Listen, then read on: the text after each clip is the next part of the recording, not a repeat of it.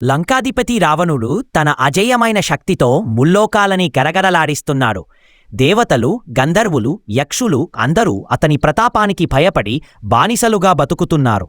రావణుడికి తిరుగులేదనే గర్వం తలకెక్కి ధర్మం తప్పి ప్రవర్తిస్తున్నాడు.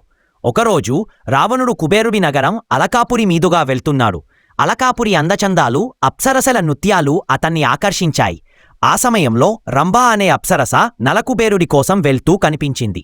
ఆమె అందానికి మైమర్చిపోయిన రావణుడు ఆమెను బలవంతంగా తన కోరిక తీర్చమని వేధించాడు.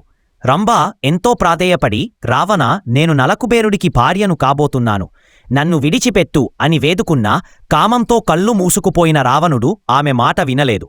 రంభౌ అవమానంతో కూలిపోతూ నలకుబేరుడికి జరిగిన అన్యాయం గురించి చెప్పింది. నలకుబేరుడు ఆగ్రహంతో ఊగిపోయాడు.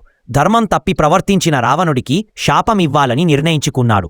వెంటనే రావణుడిని ఉద్దేశించి ఇలా శపించాడు: రావణా, నీవు ఒక స్త్రీని బలవంతంగా అనుభవించాలని చూశావు, కాబట్టి ఇకపై నీవు ఏ స్త్రీని ఆమె ఇష్టం లేకుండా తాకినా నీ తల 1000 ముక్కలవుతుంది అని శాపం ఇచ్చాడు. అప్పటినుండి రావణుడు స్త్రీల జోలికి వెళ్లడానికి భయపడేవాడు.